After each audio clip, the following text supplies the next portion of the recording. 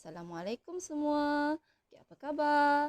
Okay, Ustazah harap semuanya sihat-sihat belaka. Okay, sebelum ni Ustazah hanya rekod pembelajaran secara audio. Kali ini Ustazah akan rekod secara berdepan macam ni. Okay. Semua orang tak kenal Ustazah lagi kan? Sebab kita belum berjumpa lagi. Okay. Nama Ustazah Asia. Awak boleh panggil Ustazah Asia je. Okay. Sebelum ni kita belajar tentang rukun iman. Kali ni masih lagi dalam tajuk yang sama, tapi kita belajar tentang apa? Ciri-ciri orang yang beriman dengan rukun iman. Okey, macam mana kita nak kenal kalau seseorang tu dia beriman dengan rukun iman? Okey. Yang pertama, kita mesti mengakui sepenuhnya dengan hati kita dan lidah kita yang kita ni beriman pada Allah Subhanahu Wa Taala. Okey, macam mana nak mengakui beriman dengan hati ni?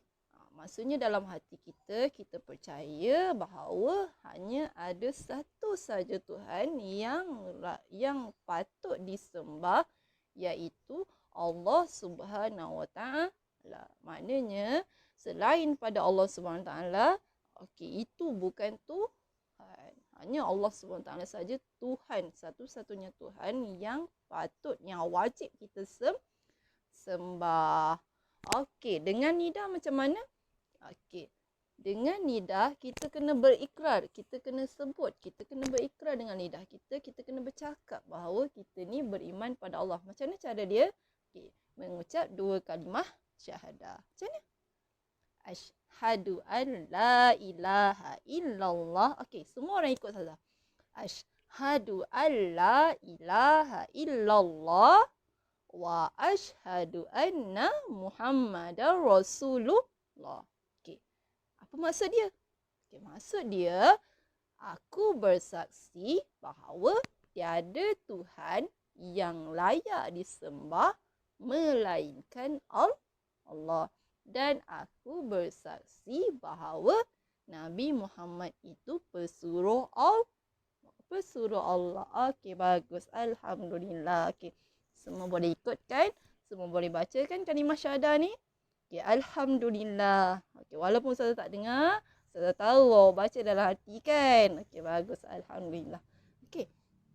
Apa ciri-ciri orang yang beriman dengan rukun iman ni? Yang kedua, dia mestilah menunaikan segala perintah Allah dan Rasulnya. Maksudnya, kita kena tunaikan segala perintah Allah. Apa dia contoh-contoh perintah Allah? Salat 5 waktu, puasa di bulan Ramadan. Dah tak lama dah nak puasa ni. Kena puasa tau. Okey, wajib puasa bulan Ramadan ni.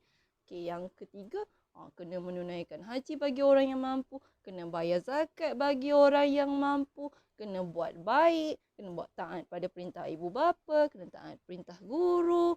Okey, kena buat baik dengan kawan-kawan, tak boleh sakiti kawan-kawan. Okey, banyak lagi perintah Allah yang terdapat dalam Al-Quran dan juga hadis Rasulullah sallallahu alaihi wasallam. Bagus, alhamdulillah. Apa ciri yang ketiga? Ciri yang ketiga ni ialah dia mestilah meninggalkan segala larangan Allah dan Rasulnya. Apa dia contoh-contoh larangan Allah? Contoh-contoh dia adalah orang yang meninggalkan solat, dia meninggalkan puasa, lepas tu dia mencuri, lepas tu dia buat apa? Dia minum arak, dia buat segala dosa-dosa besar yang terdapat dalam Al-Quran dan hadis. Okey, kita tak boleh mencuri, kita tak boleh minum arak, kita tak boleh membunuh, kita tak boleh menyakiti binatang, kita tak boleh mendahakai ibu bapa. Semua tu adalah larangan Allah dan Rasul. Okey, bagus. Alhamdulillah. Boleh faham kan?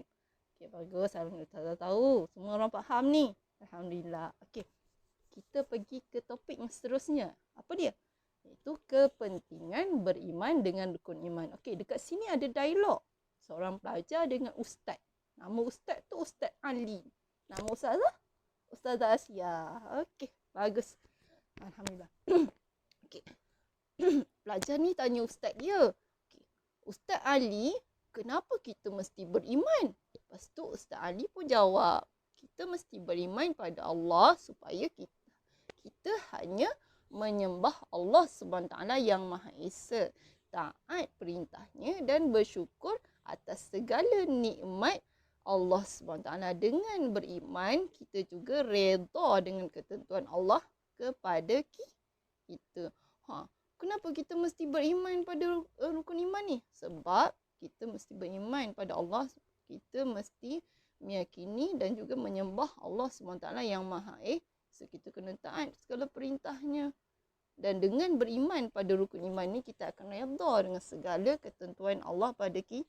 Contohnya, kalau Allah uji kita, Allah tak bagi kita menang, kita redha. Kalau Allah uji kita, kita tak dapat nombor 1, okay, kita redha dengan ketentuan Allah. Kita yakin ada sebab kenapa Allah tak bagi kita menang. Mesti ada hikmah. Kenapa Allah tak bagi kita dapat nombor 1? Mesti ada hikmah. Allah nak suruh kita bersabar. Nanti Allah akan ganjarkan pahala kat kita sebab kita bersabar. Okey, boleh faham? Okey, Alhamdulillah. Okey, dialog seterusnya.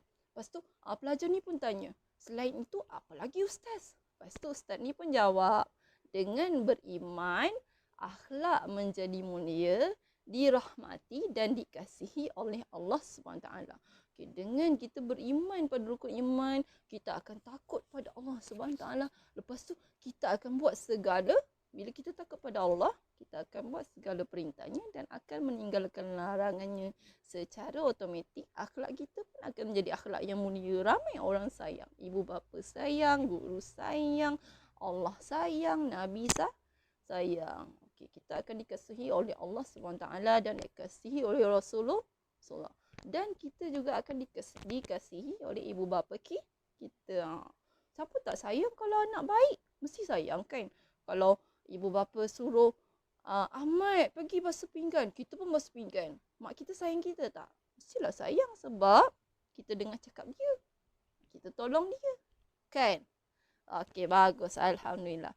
Okey, pelajar ni pun cakap, terima kasih Ustaz. Okey, Ustaz pun senyum. Okey, pelajar tu pun senyum. Okey, habislah dialog.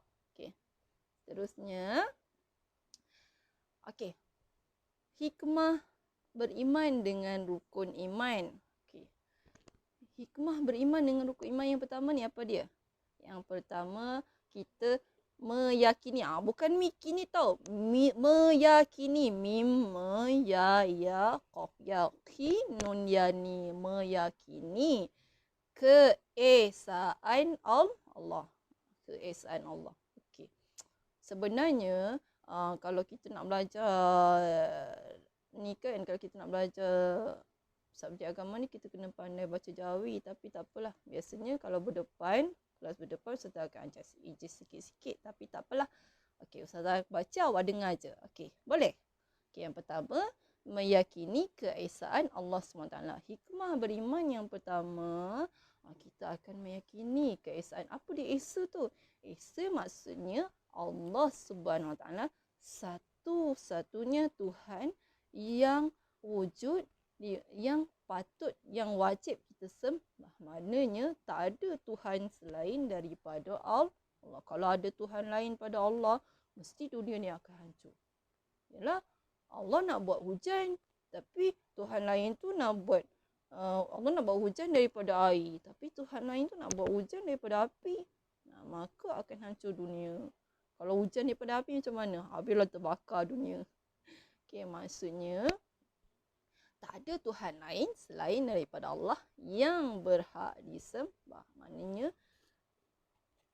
tak ada Tuhan lain lah. Maksudnya tak ada Tuhan lain selain daripada Allah SWT. Okay. Maksudnya bila Tuhan-Tuhan lain tu ternak, tapi dia adalah Tuhan-Tuhan yang palsu. Takkan kita sembah patung kan? Patung tu mana ada nyawa? Kita nak sembah, kita sembah Allah. Patung tu diri sendiri pun dia tak boleh buat. Kita tengok orang sembah patung dekat tokong tu kan. Patung tu pun diri dia sendiri pun dia tak boleh buat. Macam mana dia nak buat manusia? Mestilah patung tu bukan tu.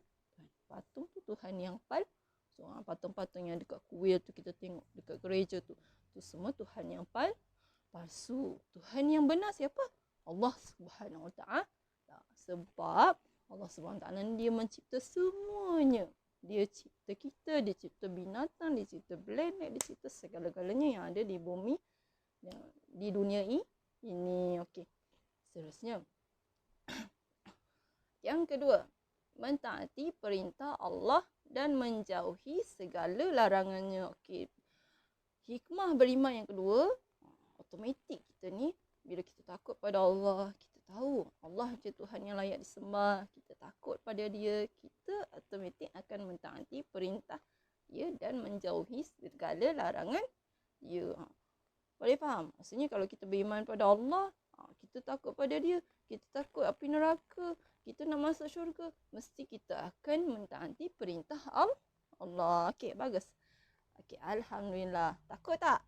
Takut. Mestilah takut pada Allah kan? Okey, yang ketiga, kita akan takut kepada azab Allah SWT. Bila kita beriman pada Allah, kita percaya akan adanya azab Allah SWT, akan adanya ganjaran daripada Allah SWT. Azab ni apa? Bila orang tu buat jahat, Allah SWT akan mengazab dia. Dekat mana? Allah akan mengazab dia masuk dalam api neraka. Kena bakar dalam api neraka. Yalah, kalau buat jahat, kena azab. Kalau buat baik, akan diganjarkan pahala, akan masuk syurga. Okey, boleh? Boleh faham? Okey, bagus. Alhamdulillah. Takut tak dengan azab Allah? Mestilah takut kan? Kena bakar dalam api neraka selama-lamanya. Takut kan? Okey, seterusnya. Mendorong melakukan kebaikan. Okey, bila kita beriman dengan rukun iman ini, bila kita beriman pada Allah SWT, dia akan mendorong kita melakukan kebaikan. Maksudnya kita percaya, okey, Allah SWT tu ada. Bila kita buat jahat, kita akan masuk dalam api neraka. Bila kita buat baik, kita akan masuk dalam syurga. Okey, secara automatik dia akan mendorong kita melakukan kebaikan. Sebab kita takut pada Allah dan kita mesti kena taat pada perintah dia. Sebab kalau kita nak dapat kasih sayang daripada Allah, kita kena taat perintah Allah. Nanti Allah sayang kita, lepas tu Allah akan tempatkan kita dalam syurga. Okey, bagus. Alhamdulillah. Okey. Setakat ni saja dulu kita belajar. Okey, kita belajar tadi apa? Ciri-ciri orang yang beriman dengan rukun iman. Kemudian kita belajar kepentingan beriman dengan rukun iman. Kemudian kita belajar hikmah beriman dengan rukun iman kepada diri sendiri. Okey, setakat ni saja dulu. Serta nak awak semua faham. Okey. Seterusnya. Minggu lepas, okey, minggu sebelum cuti raya Cina tu, Ustazah ada suruh awak nyanyi lagu kan? Okey, kali ni, okey, dengar Ustazah nyanyi. Kemudian Ustazah nak awak semua rekod diri sendiri nyanyi. Rekod video tau. Bukan audio. Ustazah nak tengok seorang-seorang. Ustazah nak kenal juga seorang-seorang. Okey. Awak kena kenalkan diri awak. Siapa nama awak. Nak panggil apa. Kemudian nyanyi. Boleh? Okey. Macam mana lagu dia? Okey. Hai kawan, ku akan kabarkan tentang rukun iman. 6 rukun yang paling utama harus kita yakini. 1. Iman kepada Allah. 2. Iman kepada malaikat. 3. Iman kepada kitab Allah. 4. Iman kepada Rasul. 5. Iman kepada hari akhir. 6. Iman pada qada dan qadar. Okey, ulang. Hai kawan, ku akan kabarkan tentang rukun iman. 6 rukun yang paling utama harus kita yakini. 1. Iman kepada Allah. 2. Iman kepada malaikat. 3. Iman kepada kitab Allah. 4. Iman kepada Rasul. 5. Iman kepada hari akhir. Tanam iman pada qada dan qadar. Okey, itu saja setakat ni. Wabillahi taufik wal hidayah. Wassalamualaikum warahmatullahi wabarakatuh.